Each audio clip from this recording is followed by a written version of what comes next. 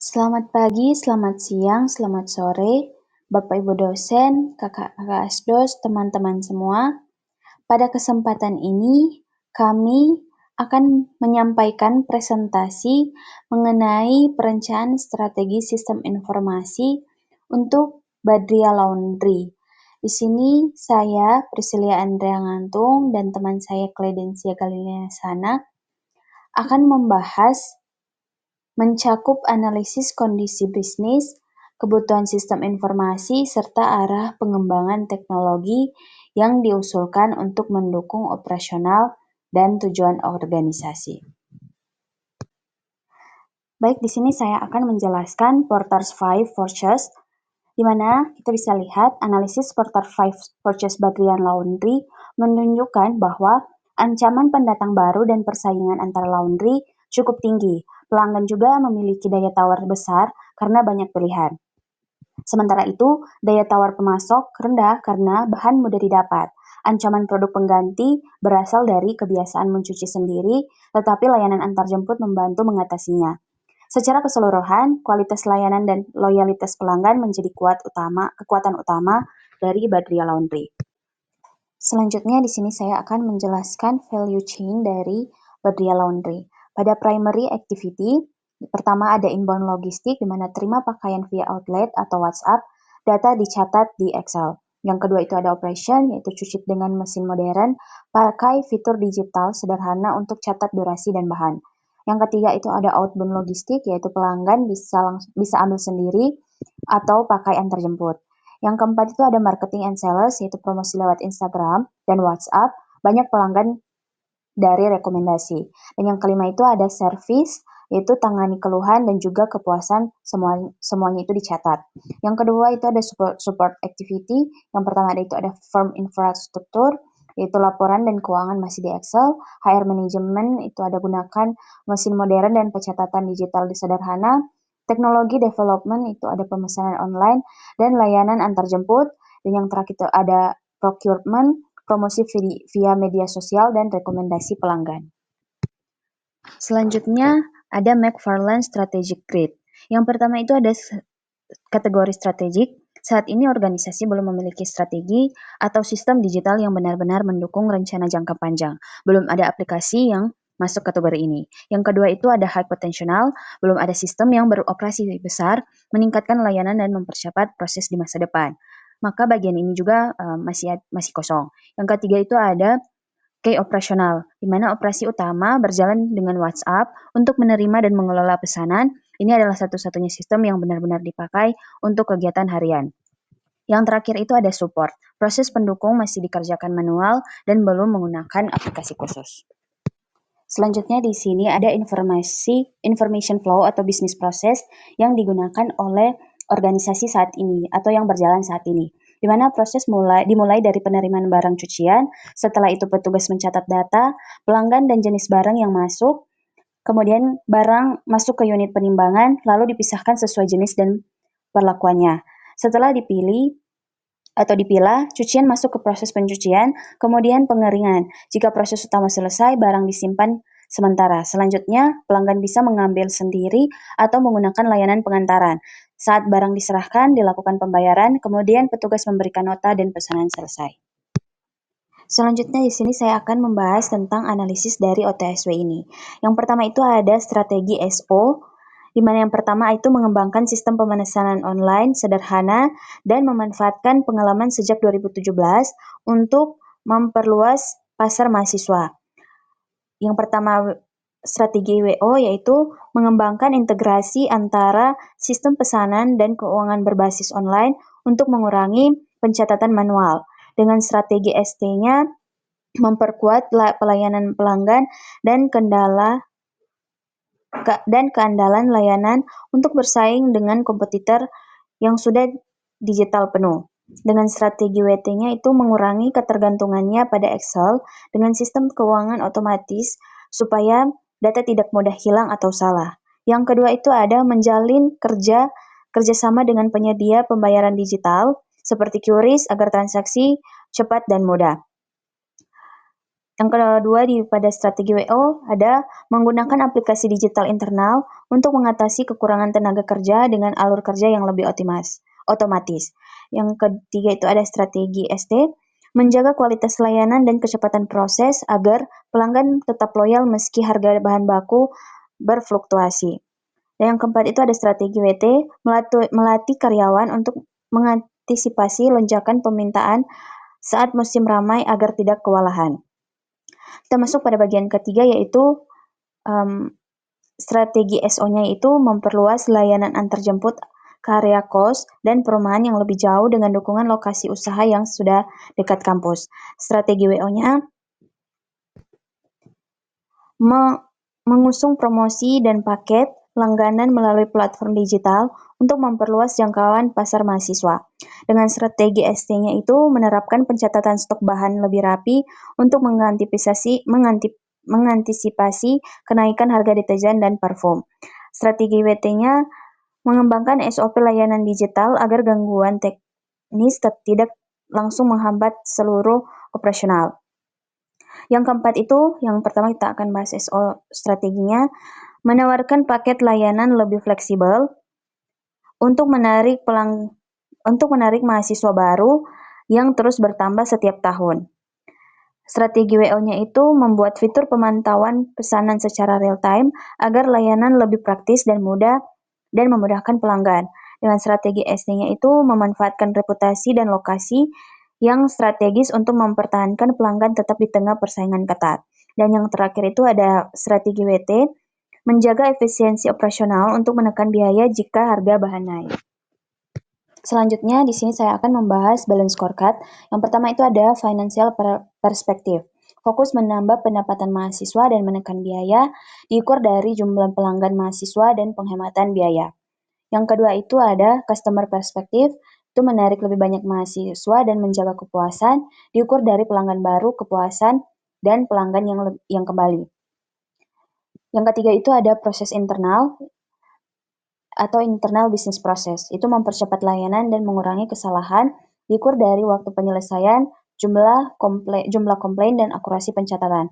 Dan yang terakhir itu ada pembelajaran atau pertumbuhan atau learning and growth. Meningkatkan keterampilan staf dan kemampuan digital, diukur dari pelatihan, penguasaan aplikasi, dan kecepatan respons. Berdasarkan analisis balance scorecard ini menunjukkan bahwa peningkatan keterampilan dan kesiapan staf mendorong proses kerja yang lebih rapi, cepat, dan minim kesalahan. Proses yang baik menghasilkan layanan yang memuaskan sehingga pelanggan bertambah dan tetap loyal. Pada akhirnya, kepuasan dan pertumbuhan pelanggan meningkatkan pendapatan sekaligus menekan biaya operasional serta mengoptimalkan penggunaan aset. Selanjutnya di sini saya akan membahas critical success factor dengan perspektif keuangan. Diagram ini menunjukkan hubungan antara kebutuhan bisnis, faktor keberhasilan, data yang dibutuhkan, dan ukuran hasil.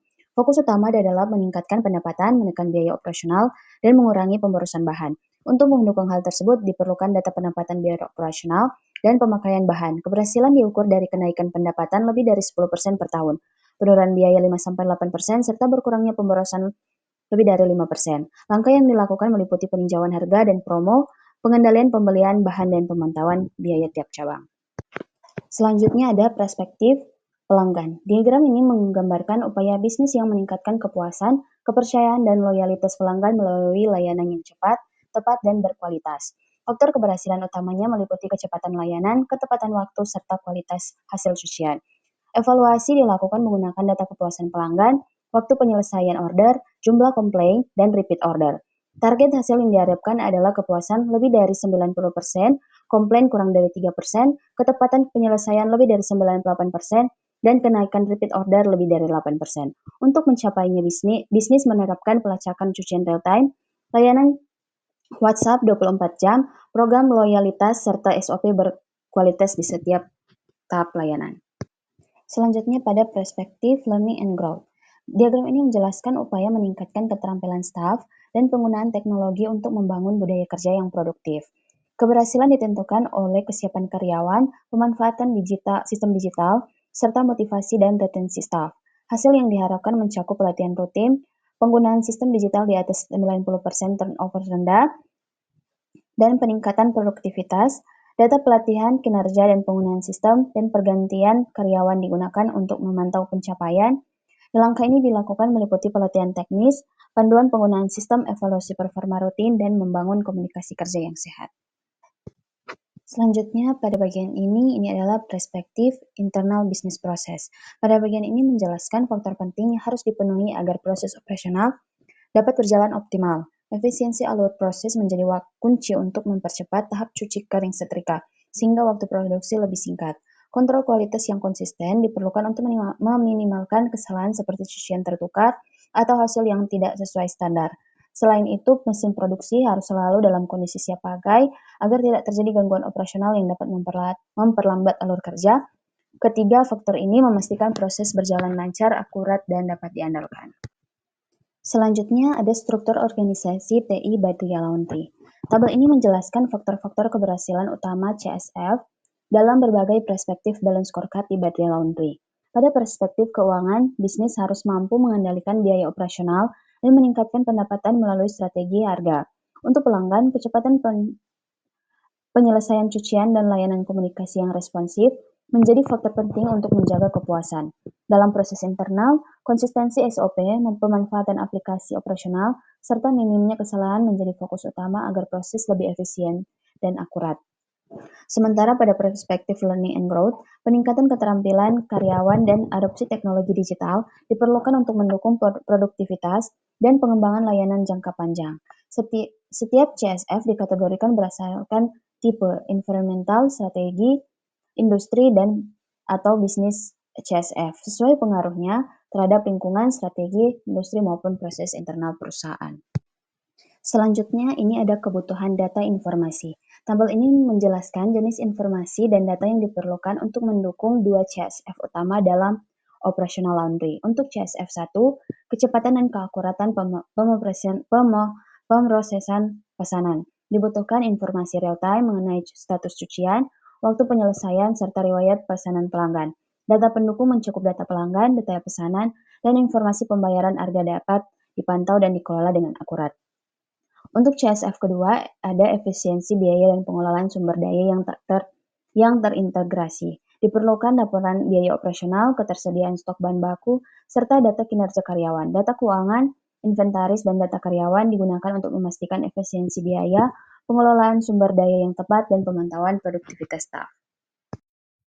Selanjutnya, untuk pengelolaan kinerja, kita berpegang pada 5 laporan informasi kunci yang kita bisa lihat di tabel ini. Yang pertama ada laporan kinerja layanan yang mengukur kecepatan proses internal.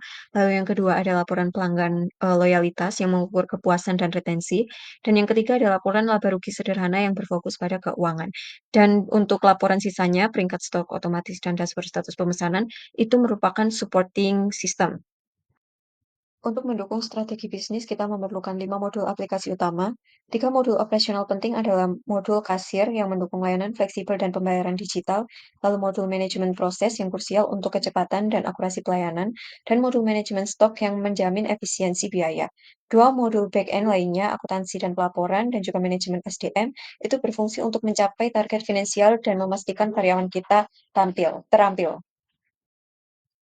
Selanjutnya, untuk menjaga integritas data dan keamanan sistem, kita fokus pada 4 tindakan keamanan utama seperti yang kita bisa lihat di slide ini. Yang pertama ada data backup, wajib untuk mengurangi risiko kehilangan data dan mendukung akurasi data 100%. Kedua ada akses control, untuk mencegah manipulasi data yang tidak disengaja atau disengaja melalui police hub, akses berbasis peran, dan yang terakhir ada password police dan perlindungan jaringan. Itu menjadi benteng pertahanan terakhir. Jadi tindakan ini tuh melindungi akses dan sistem kita dari pihak eksternal dan ancaman teknis. Selanjutnya, infrastruktur problem management, kita fokus pada 7 faktor penting yang menyentuh 4 perspektif balance scorecard. Dari perspektif keuangan, kita prioritaskan pengendalian biaya dan peningkatan pendapatan. Jadi indikatornya itu jelas bahwa biaya bulanan itu harus turun dan pendapatan harus naik melalui inisiatif seperti paket promo. Kemudian fokus pada pelanggan adalah layanan cepat dan komunikasi responsif dengan indikator seperti waktu proses stabil dan keluhan yang turun. Dan yang terakhir pada perspektif proses internal dan learning and growth, kita utamakan penggunaan aplikasi dan peningkatan keterampilan staf itu untuk mencapai efisien dan produktivitas yang lebih tinggi. Untuk mendukung semua fungsi aplikasi yang kita bahas tadi, kita membutuhkan 4 komponen infrastruktur utama. Yang pertama ada database server, itu wajib berbasis platform cloud terpusat. Lalu yang kedua ada terminal POS, itu harus PC atau tablet kelas bisnis yang cepat dan stabil untuk mendukung sasaran kecepatan penyelesaian cucian. Lalu yang ketiga ada barcode scanner dan printer, itu penting untuk pelabelan digital. Dan yang terakhir ada jaringan dan akses internet itu harus menggunakan router kelas bisnis dengan koneksi cadangan. Untuk menjaga infrastruktur tetap optimal, kita membagi tanggung jawab pengelolaan menjadi 3 aspek utama. Yang pertama ada kapasitas manajemen, itu dipegang oleh manajemen operasional dan strategi. Fokusnya adalah untuk perencanaan kapasitas cold server agar kita bisa mengakomodasi pertumbuhan hingga 30% pelanggan baru. Lalu yang kedua ada ketersediaan manajemen, staf IT bertugas memonitor, melakukan maintenance preventif pada hardware POS dan scanner. Lalu yang ketiga ada konfigurasi manajemen, itu juga oleh staf IT, itu memastikan semua hardware baru terpasang dan terkonfigurasi sesuai standar agar terintegrasi dengan aplikasi utama. Struktur organisasi kita dirancang untuk mendukung operasional yang efisien. Ini dimulai dari pemilik yang membawahi langsung, yaitu manajer operasional dan strategi. Ini memiliki 4 pilar utama, yaitu staf pelayanan atau kasir yang fokus pada pelaporan, lalu staf produksi atau laundry yang berfokus pada proses digital, lalu ada staf keuangan dan administrasi itu tentang transaksi dan data pelanggan, dan yang terakhir ada staf sistem informasi atau IT yang mengelola kendali dan ketersediaan sistem. Selanjutnya, peta aplikasi masa depan kita atau MC4 Grid ini terbagi menjadi 4 kuadran. Kunci operasional dan strategis adalah aplikasi yang paling penting seperti sistem kasir, akuntansi, dan CRM. Lalu dukungan adalah aplikasi harian yang meningkatkan kinerja. Sementara potensi tinggi itu investasi untuk masa depan seperti aplikasi mobile dan IoT mesin laundry. Dan untuk mendukung strategi kita membutuhkan 5 modul aplikasi kunci yaitu POS dan manajemen proses kursial layanan fleksibel, kecepatan dan akurasi, manajemen stok penting untuk efisiensi biaya, sementara akuntansi dan pelaporan dan juga manajemen SDM itu memastikan kesehatan finansial dan karyawan terampil. Jadi kelima modul ini menggantikan pencatatan manual dan mendukung semua sasaran strategi kita. Dalam perspektif keuangan, kita memiliki 3 sasaran strategis utama. Yang pertama ada peningkatan pendapatan dari pelanggan mahasiswa dengan target naik minimal 10% per tahun, lalu menekan biaya operasional hingga turun sekitar 5% setiap tahun. Dan yang ketiga ada mengoptimalkan penggunaan bahan dan aset, menargetkan tingkat pemborosan turun 10% per tahun. Dalam perspektif pelanggan, ini kita fokus pada 3 sasaran. Yang pertama adalah penambahan pelanggan mahasiswa dengan target kenaikan 15% per bulan melalui promosi khusus. Yang kedua, memastikan pelanggan puas dengan target minimal skor kepuasan 85% melalui perbaikan proses kerja dan layanan digital. Dan yang ketiga, membuat pelanggan tetap loyal dengan target minimal 70% pelanggan kembali melalui peningkatan konsistensi layanan dan program loyalty. Lanjut pada perspektif proses bisnis internal, fokus kita ada 3 hal. Yang pertama, layanan lebih cepat dengan target waktu proses cuci setrika turun 20% melalui pelatihan dan sistem digital. Kedua, ada kesalahan layanan berkurang dengan target jumlah komplain turun 40% per tahun melalui pelabelan digital dan SOP pemeriksaan. Dan yang ketiga, ada pencatatan lebih rapi, menargetkan akurasi data transaksi dan stok 100% melalui implementasi sistem digital dan audit rutin. Dan selanjutnya dalam perspektif learning and growth, ini kita fokus pada 2 hal. Yang pertama, karyawan lebih terampil dengan target minimal 2 pelatihan per bulan, mencakup teknik laundry, pelayanan, dan komunikasi. Dan yang kedua adalah seluruh staf mampu menggunakan sistem digital dengan target 100% staf menguasai sistem POS dan aplikasi internal. Jadi inisiatif ini didukung oleh pelatihan rutin dan simulasi pengguna sistem mingguan untuk menjamin pelayanan cepat dan rapi. Sekian penjelasan dari kelompok kami. Terima kasih atas waktu dan perhatiannya. Kami harap solusi sistem informasi dan infrastruktur yang kami sampaikan dapat memberikan nilai maksimal bagi bisnis. Terima kasih.